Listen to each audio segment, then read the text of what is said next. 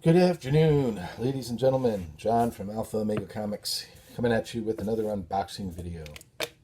Um, I've been doing unboxing videos. This is kind of my way of showing,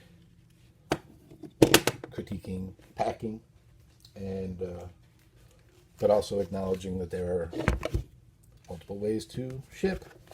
And I got one here. It's a sent media mail, so they saved some money by sending media mail. And being someone who ships out books, I can appreciate the need to be economical. This cost them $3.27 to ship this to me. That's pretty cheap. Now, the problem with, I believe this is a Gemini mailer. We're about to find out when we open it up. The problem with going cheap like this, no buffer between the books and the outside box. You can see it's in there. But with the Gemini mailers, they're put in really tight. They're not going to jostle at all. So all you're relying on is the fact that the package itself is not going to get bent or run over. I mean, if the package is run over, it's going to have some damage almost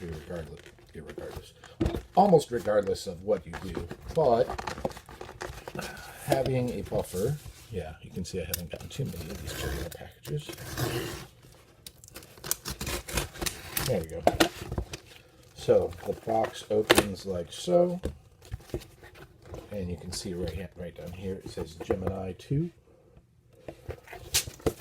and the books are held inside another couple of flaps. There's no bubble wrap of any kind, but again, you're going for cheap. And with the books that I ordered, I purchased from this guy and communicated with him. So I knew they were coming like this. Anyway, so this one doesn't even have a backing port.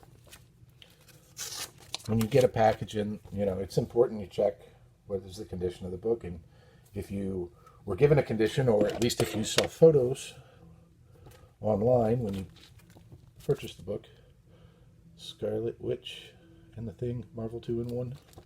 That's issue 66. I got these books relatively inexpensive. Got 2 issues of Invaders number 22. Boom. Boom. And like I was starting to say, it's important you look over the books. I even take them out. I'm not going to do that here in the live video because it would just take forever. But I do take them out and I examine them, because a lot of times you don't see the back of a book when you're purchasing on eBay or on Instagram or wherever. It all just depends on what the seller decides to show you. And the less you see, the more of a chance you're taking. But if they do advertise a grade and you open it up and it does not meet that grade, you can always contest. Maybe they'll give you a partial refund. Maybe they'll tell you just to send the book back. If that's the case, you will be out the shipping to return the book. But if you paid a significant sum of money for a book that wasn't the grade that you expected or that they claimed, something to consider. So here's Invaders number 30. And these books are looking, without taking them out and investigating them thoroughly, they are meeting expectations. Invaders number 13.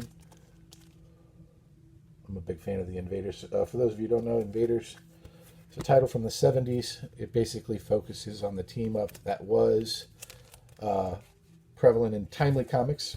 Before Marvel was Marvel, back when they were timely, you had Captain America, Submariner, and the Human Torch fighting Nazis. World War II. That's Invaders number 14. Here's Invaders number 10. Overall, I'm pretty happy with this. Here's the last one, Invaders number 2. This one's in the most rough shape, but of the bunch. But I could see that in the pictures when I made the bid, when I purchased. So that's one. And some people say you roll the dice when you ship in an envelope. A Gemini, you roll the dice anytime you ship. It's just a matter of trying to lower the odds of some kind of mishap actually damaging the books. You can't control whether or not the mishap happens, but you can at least greatly diminish the impact on the book. But it costs more. So it's all about what the shipper's willing to do, but really, since the buyer usually pays for the shipping, I feel it's really up to the buyer if they want to assume that risk of going cheaper shipping. All right, package number 2, shipped in a box. It's not very big. It's not much bigger than, it's not much bigger in dimension, at least length and height, than a comic itself. It's kind of size of a magazine. About yay thick, so I'm assuming it's going to have some protection in there. Let's see, the books are going to be padded envelopes. 1, 2, 3,